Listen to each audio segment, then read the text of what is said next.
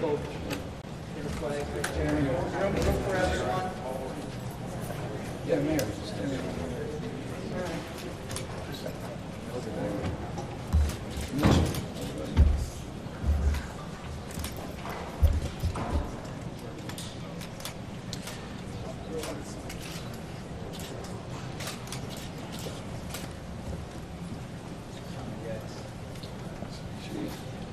General, excuse me.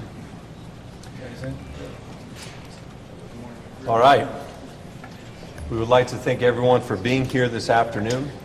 As you can see behind myself here, there are many individuals representing many different agencies throughout the state and throughout the nation who are willing and ready to speak and are here to express really their concern for what has happened here recently.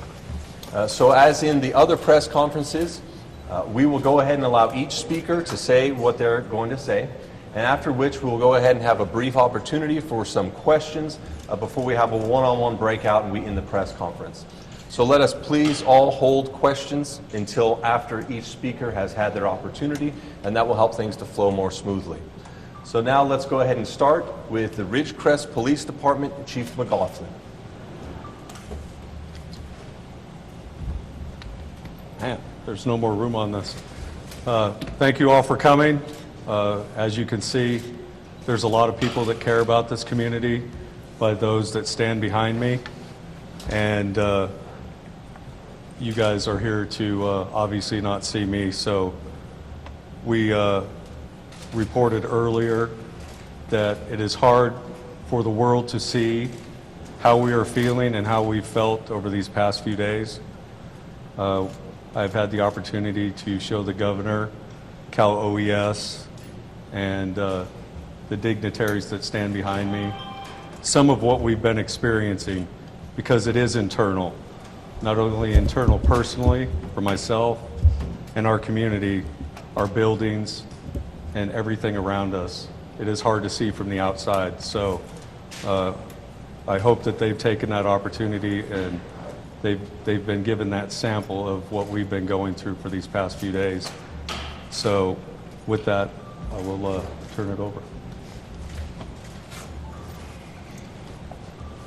Our next speaker will be City of Ridgecrest Mayor Breeden.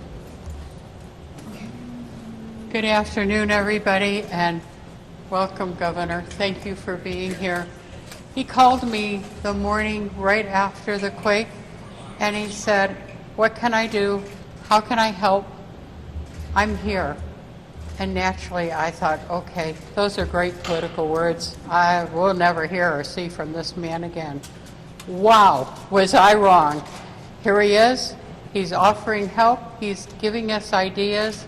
And he said, I'm going to bring a team up that will make this happen. And so, with no further ado, you don't want to hear me, you want to hear the man. Thank you. Okay, our next speaker will be Cal OES Director Mark Ghilarducci. All right, I'm going to say a few words so you can get to the governor. I'm Director of Governor Newsom's Office of Emergency Service. I want to talk a little bit about the state's response and support of the city of Ridgecrest and Kern County. Actually, shortly after the magnitude 6.4, we were working with the city and the county, deploying a lot of mutual aid assets from throughout the Southern California area. And you really cannot say enough about all of the support from the various fire agencies and other law enforcement and public safety agencies that supported the call for mutual aid, from urban search and rescue capabilities to fire strike teams to hazmat teams that we were able to bring in support of the first quake. And then again, when the 7.1 occurred, accelerating those resources and increasing the number of mutual aid assets, but also supporting with state assets from the California Highway Patrol, the California National Guard, CAL FIRE, Department of Public Health, to make sure that all of the different aspects that were needed to deal with the immediate aftermath and the public health issues and the search and rescue issues and the fire suppression issues were addressed. Understand the State Operations Center in Sacramento is at the highest level of activation, and we've got thousands of other local and then state and federal partners.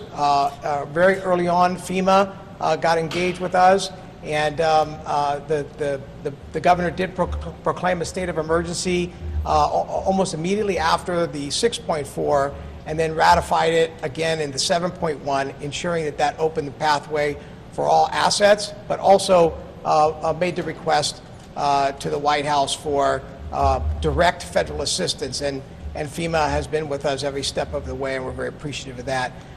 We'll continue to be here for the long term, now transitioning from response into recovery and beginning to do damage assessment throughout the area, working with the city and the county and the base to look at what the damages look like and how best we can work to be able to address both individual needs and infrastructure damage, public losses across the region.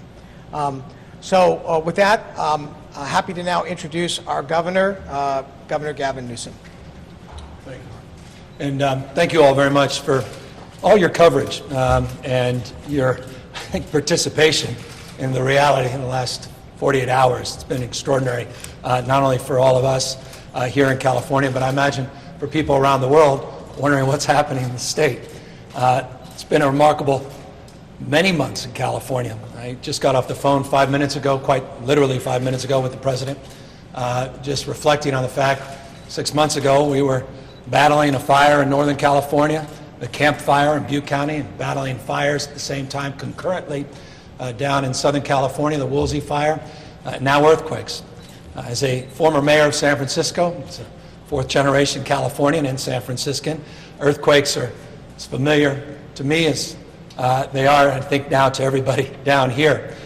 The flag of San Francisco is a phoenix rising that came out of the ashes of the 1906 earthquake.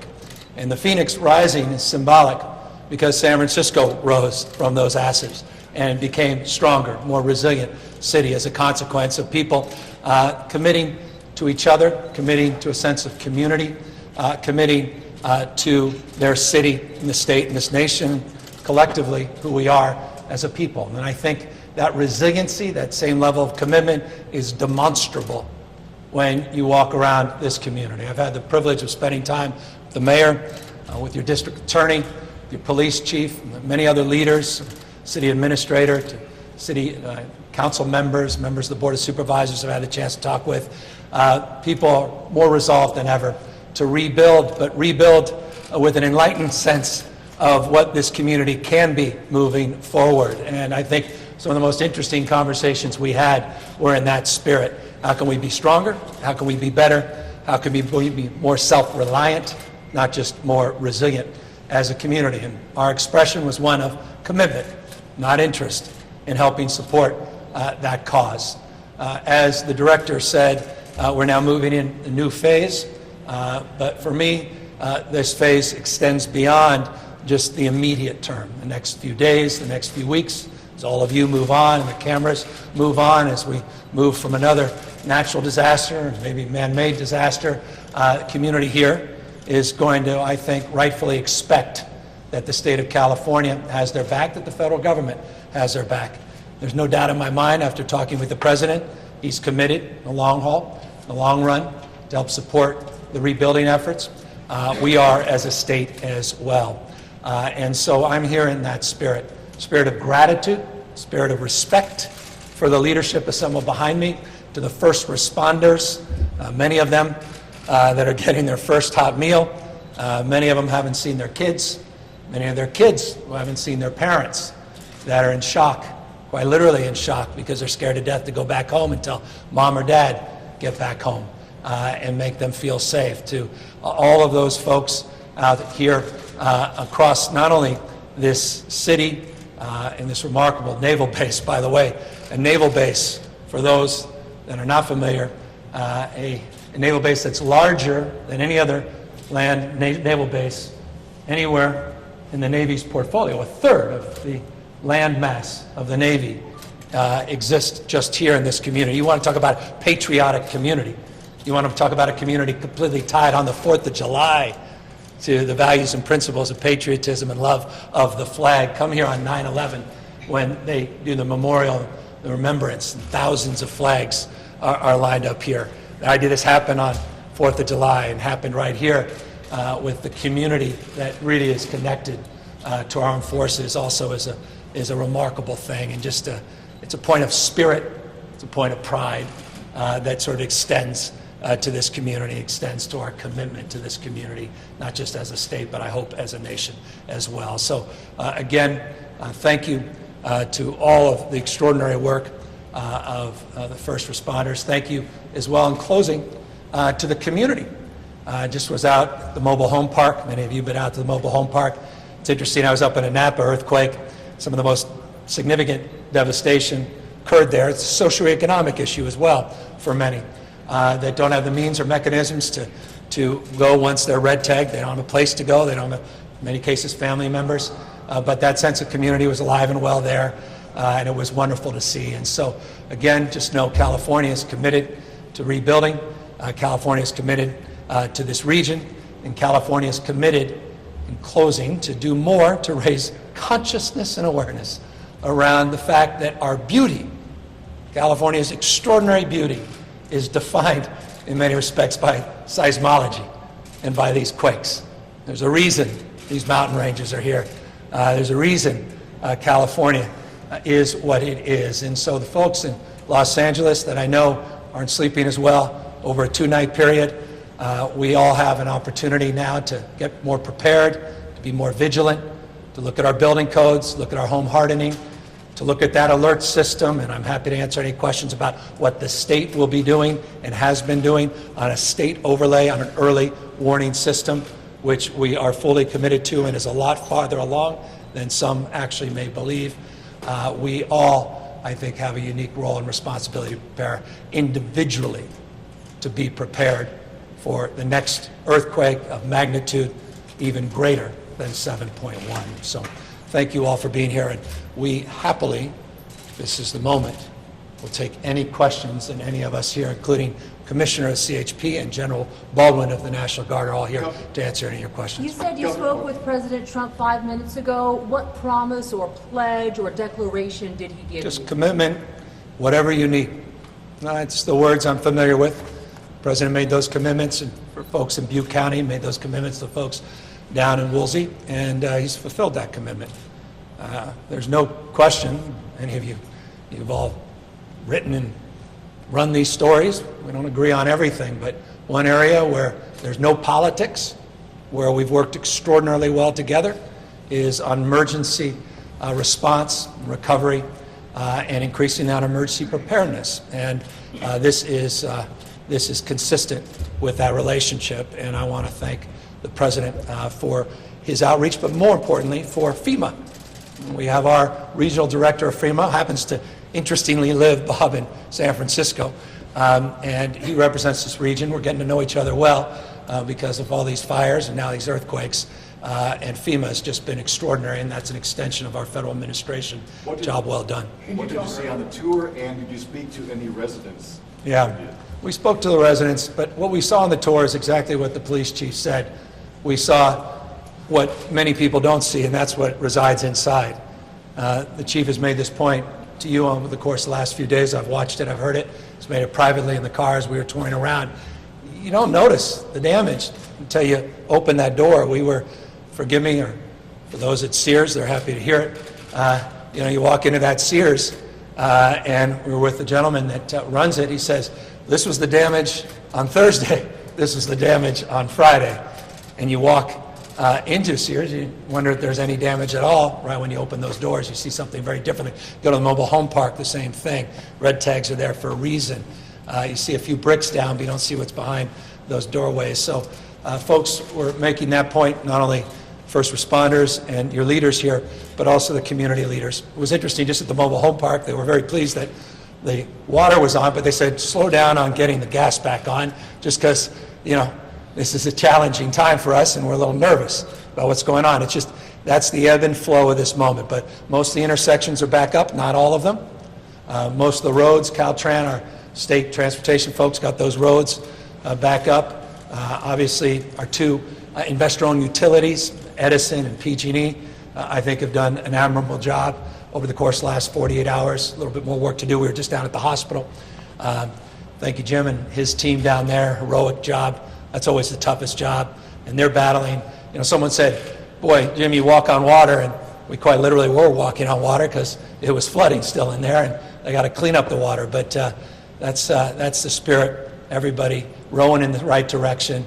People haven't slept. People doing their job in incredible ways. I spoke to, since we're talking about damage, I spoke to a mobile home owner whose mobile home was knocked off the support structure, and he got an estimate that it might cost about $10,000 to fix. And he says he's not looking for a handout, but he's hoping that there might be low-interest loans available to quake victims. Is there someone who can address the likelihood of that coming this way? I'm going to allow someone to talk about that in more prescriptive terms. But I will say this. Look, this is the interesting differentiation between these wildfires and what has occurred here. Is most folks, let's be candid, don't have earthquake insurance because they can't afford it, or they just are unwilling to spend the money because the deductibilities are so high. And so in many of these cases, that is a huge out-of-pocket expense. Business interruption, obviously a consequence of someone in a mobile home park. Imagine a $10,000 cost. That's astronomical. So multiple things are happening, and they're happening as they should, in a deliberative manner. You start with local and county declarations of emergency. The state provides that overlay. The President and I just talked about the federal declaration of emergency, and then you move to the next phase of that declaration then that allows individuals to get benefits along the lines of the individual you talk to. So it's sequenced. I have all the confidence in the world the President will be forthcoming in immediate terms with the federal declaration, and then we will move on to the subsequent declaration, which will be done after a very detailed inventory of all the damage. Now, quick point before I turn it over. We were having a conversation in the back, lessons learned around earthquakes in California. It's deceiving earthquake damage. You don't notice it at first. And so it's incumbent upon this community to go through a very detailed assessment of that damage. And we want to be here to help them with the paperwork, literally and figuratively, and to make sure that there's a professionalism in terms of how you assess that damage so that they are eligible for all the reimbursements. But as it relates to the broader emergency declaration and individuals getting that support, perhaps you can talk a little bit more about that. So the governor's right when he talks about sequencing. The initial effort is really to do a damage assessment, and we will be starting tomorrow, going out and working with the city and the community to be able to get a better assessment on what we're looking at. Part of what we will do is not only apply for federal assistance through FEMA, but we'll also be applying for Small Business Administration low-interest loans. These are disaster loans that are designed for just this purpose, to help individuals who may need a step up to be able to address that. So as the governor mentioned, as it goes through that process, we hope to have that damage assessment done here within about a week's period or so, a week and a half, and then we'll be able to move forward with the applications for those assets. And Mark, talk a little bit about the disaster assistance. There was also something through our Disaster Assistance Acts. We're providing resources more broadly. So there's a couple at the state level. There's a program called the California Disaster Assistance Act. It is really the governor's public assistance for infrastructure loss and infrastructure damage. His program to be able to support local governments that may have sustained damage. This is for damage to critical infrastructure, roads, schools, hospitals, fire stations, etc., and also to help offset the cost of the response by all of the public safety officials that responded to the earthquakes. And Governor has already, as a part of proclaiming the state of emergency, has invoked the California Disaster Assistance Act to make that funding available to the community. That also is sequenced with regards to us working with the city and the county and being able to identify costs and move that forward. One last thing I will say is this is a whole of community response. It's not solely a government. We also engage our partners in the private sector, and we engage the philanthropic and faith-based sectors. For example, the Kern County Community Foundation has been stood up and is accepting funding to be able to help unmet needs or members that may not, or individuals that may not be able to meet certain government-related program. So we're going to work collectively with the city and county to ensure that the whole of community engages in the overarching response. And that's 2 counties, and not just this city. We have not forgotten the smaller communities that reside in and around where we stand, and that's critical as well, that we not forget those unincorporated parts that Governor, have you been talk impacted. about the damage not being necessarily visible all the time. A lot of people in California are going to be looking at the pictures on TV of this thinking, hey, they essentially survived a 6.4 and a 7.1. What do you say to the people of this state about the dangers of complacency?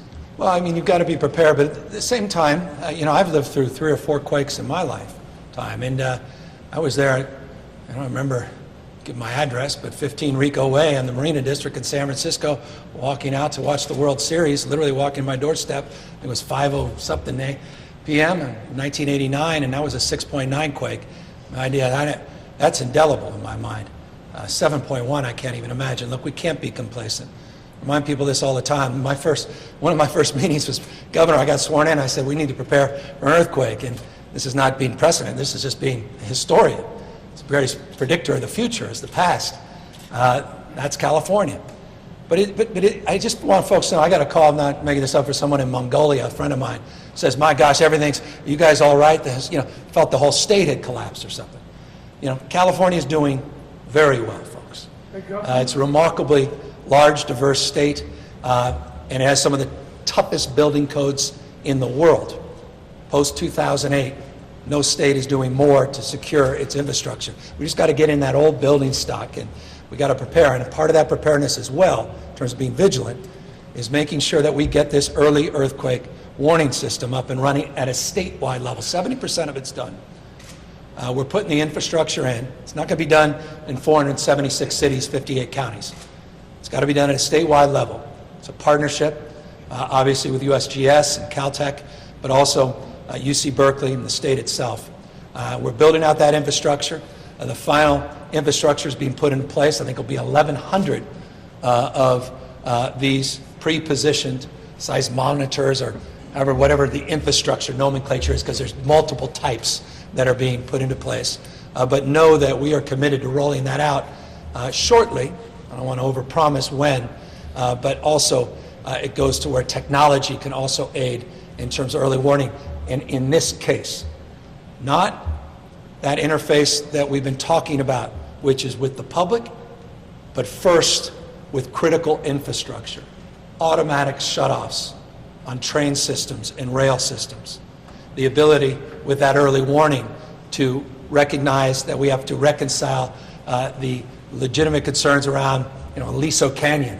I don't mean that as something everybody around Aliso Canyon should panic around, but large facilities to make sure that we trigger some early warning, as you've seen in other parts of the world. That's another part of our effort to be vigilant, sort of business to business and government to government, and then roll it out for the rest of the public. But were you surprised, thinking about 1989, I was down at Northridge, 7.1 when you came into town. They've been telling us, the damage wasn't as bad as we expected. Did you expect to see more 7.1? Yeah, I did, and I didn't. I remember sitting there in the Marina District. They said the entire bridge had collapsed. I was living in the city, and I just assumed the bridge had collapsed. I was there in the middle of it. I was right there with those iconic buildings had buckled. I was walking right down the block. So I'd assumed the rest of the city looked like that. I was amazed when I walked the rest of the city that 99% of it was in pretty good shape. So we're remarkably resilient. Even, so we highlight the fire, and everyone assumes everything's on fire. That's devastating for the individuals impacted and the community impacted. But there's another story here. So yes and no. But I'll tell you, you get a 7-1 in and around Los Angeles. I see your hat. That's of consequence where we're not talking about some small injuries, which is remarkable that there were no major injuries.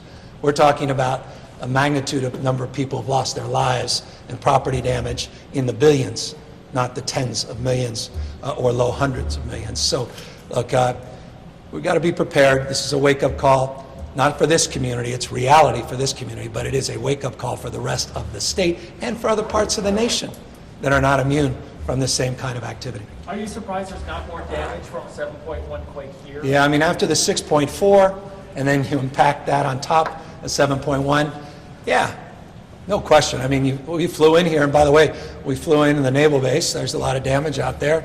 I don't want to speak out of school on that, but I don't think there's any more important economic activity that could be advanced than getting those folks back to work and getting that base back up. I mean, I think, Mayor, what'd you say, 86% of the economic activity is directly or indirectly tied to that base. So we got to get that moving. But there is some damage that you may not have all had the privilege to see.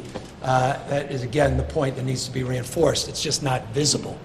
But when you start opening those doors, you see a different picture. Governor, is there someone who can address the damage on the base without giving away any secrets? And is there anyone who can? I'm sure there is, but I don't want to speak for them. So, anyone who can address how much more? He wants to keep his rank. I'm not sure he wants to, but maybe he was want to talk.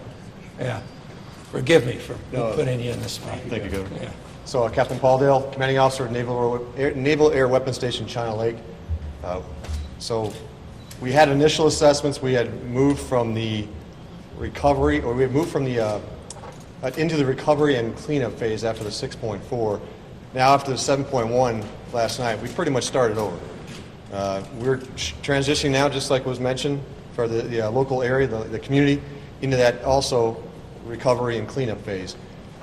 I don't have any specifics for you because we continue to go through the initial damage assessments, and we have a large number of structural engineers that are on the installation right now making assessments and providing that information up to higher headquarters for further decisions and further assessments. Are any explosives kept on the base secure? Say again? Are there any explosives that are kept on the base? Are they secure? So we do have weapons magazines on the installation because we are a Naval Air Weapons Station. So we have that weapons aspect of our mission. And yes, the weapons are secure. Could you spell your name, please, sir? First name is Paul, last name is Dale, D-A-L-E. Governor, could we bring the chief just back up for a quick question on the community? Bring up the chief, and then we're ready for you after the chief. Chief, you talked quite movingly, I think, about the people not being able to see the damages that this has done. The mental wear and tear on people who have gone through two big earthquakes. Can you put that into words? Isn't it on my face? But into words, I don't know what words would that I could use for that right now. I can give you a bunch of words that we've all gone through: horror, grief, shock, and then for me, pride in what I've seen from here, my people. So it's been a vast range of emotions. So, and I think the whole community is going through that. So I don't think I could pick one word. Thank you. And I imagine as a parent with children, and the younger you are, the more unnerved I imagine you may be by this experience. So the issues of behavioral health are important, and some of the assets that we are sending down are around the issues of brain health and being there to address some of those concerns as well. Okay, Governor, as a person from San Francisco who has experienced earthquakes, do you have any philosophical words of comfort for our community? Yeah. You're going to rebuild. You're going to be a stronger and better community. I don't think that. I know that. That's an evidence everywhere you go. That was an evidence when we landed the plane. by the folks that were out there, and all the local CHP that were out there that came back over the 4th of July weekend. They were gone and came back because they wanted to be there for their community. That spirit is alive here deeply. The folks, this is one of the most sophisticated communities in America. You got more PhDs here than probably, students at Stanford. You've got folks that feel a great sense of place, going back decades, in the 1940s when that base was conceived, and what it's represented to the world, not just America in terms of its defense. This is a special place, so I have no trepidation about this community building stronger, and in time that will shock you. This is not 20, 30 years. I think this is going to turn around. You're going to be mesmerized by how quickly we're able to come together and how vibrant things will return. Excuse me. What is your message to the immigrant community, whether from this community or any other community that are affected by this disaster or any other disaster, that might be afraid to come forward and ask for assistance? Well, when it comes to emergency response, we have no engagement as it relates to turning over information. You provide your information or ID. No one within our diverse communities should be concerned about that being used against them. I've seen this in the past. We were up there on that. We had an Orville Dam issue, and we had some folks in shelters that weren't in shelters. They were sleeping outside, and there were empty shelter beds. Said, what's going on? That's because there were some mixed status families, and they were scared to death to go in because they were asking for IDs to make sure they were from the local community. I'd expressed that was not to use that information against you. It was just to make sure you were from the community impacted. In no way, shape, or form should people fear being part of the larger community, regardless of their status as it relates to emergency response. Mr. Governor, how much state money, manpower, and time do you think it will take for us to rebuild and be right back to where we were a couple weeks ago? Well, that's being assessed, and it's being assessed in detail, and it's being assessed in a very, very deliberative way. Not only prescriptively as it relates to what it takes to get reimbursements, not just from the state, but the federal government, but also as it relates to individuals assessing their own damage for their own personal purposes. Beyond that, in the immediate term, we have General Baldwin here from the National Guard, and they have 200 personnel that are ready to engage as needed. CHP had 68 staff members that were out here in their position, and as more, as you need more, we're going to be there. We have all kinds of other resources, including a lot of federal resources from FEMA that are being positioned and staged if this continues. So we're ready to resource in the immediate term. In the longer term, we were talking to some of your leaders, the mayor and others, about how we can look at existing state pots of money and look at the rebuilding with a little bit more precision and strategic intent to focus on ways of magnifying those investments so that the community could be benefited in a more robust way than otherwise would be. So is that going to be tens of millions that you made reference to earlier? Yeah, look, the damages are currently being assessed. Obviously the fires and those pieces of property that are completely lost, but your economic damage well in north of $100 million. That's an old number. You're going to get new numbers. As long as that naval base is closed, that's going to impact the community and economic spend profoundly. So all that will be assessed. All that will be considered as it relates to those insured, those without insurance, those with business loss insurance related not just to traditional earthquakes, but other mechanisms to which they get reimbursed. If you're a franchisee and owns a business, there's a relationship with the franchisee that can help share those costs and burdens. All this is, forgive me, all assessed on an individual and a segmental basis. And all of that will amount to tens of millions of dollars. Governor, do you have a message for anyone in the public what they should be doing today as far as preparing for an earthquake, a fire, or a dam break-in? I said this ad nauseum. Prepare for the worst. Not because you want to experience the worst, or you should even expect it, but I talk about this notion of 72 hours. Worst case, where you're on your own for 72 hours, where you're working with your CERT teams and neighborhood emergency response teams, and you actually participate. Maybe it's an opportunity to volunteer for your community emergency response team. Say, you know what, I'm going to spend that weekend learn CPR actually get to know my neighbors a little bit. Because in the most dire of circumstance, when you get closer to that 1906 level, it's unlikely that first responders are going to be there in those first few hours. They're going to do everything they can be, but the magnitude of those quakes are such that you need to prepare on your own. So it's more than just water for your family, yourself. It's taking care of your pets. Everyone forgets their pets. We love our pets, but they're often not prepared for them. Making sure that, the communication goes down. It didn't go down here, but if it does go down and your daughter's at school, your son's at camp, that you had some consideration that you can't just pick up your phone and all reconvene. And you think about, in a worst case scenario where we can't talk, we're going to go to this site because we've predetermined it. Those are the kind of things.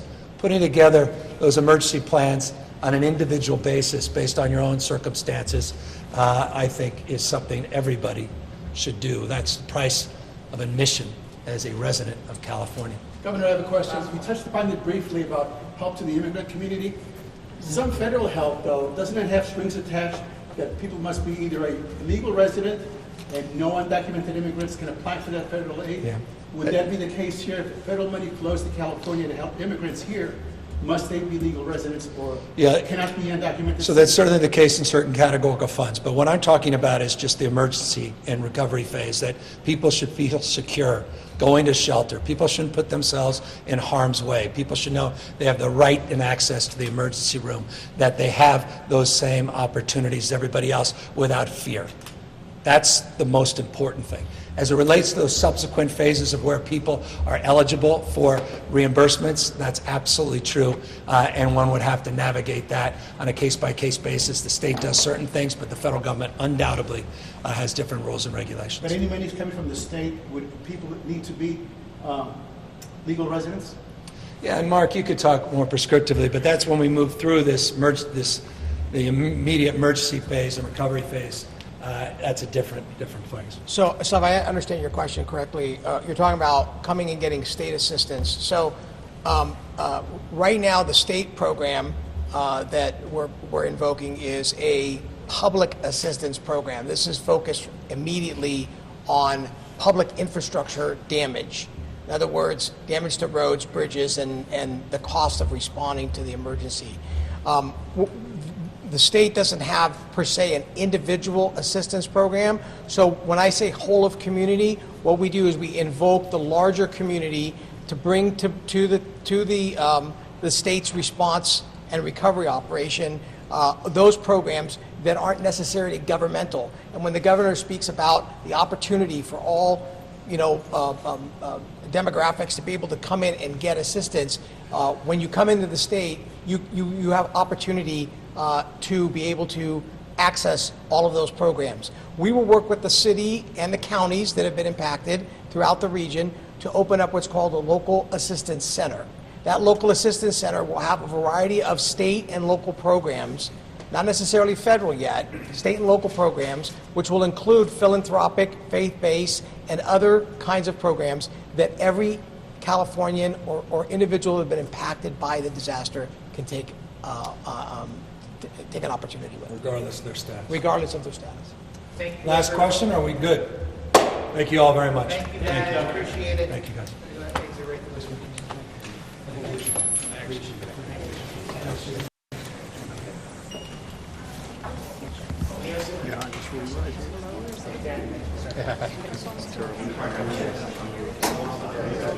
All right, okay, I'm afraid we have to do a whole bunch of that.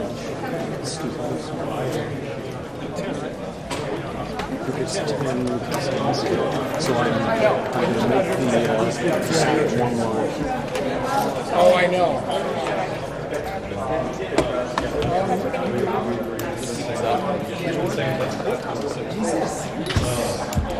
That's what he said. Take a picture of the outside.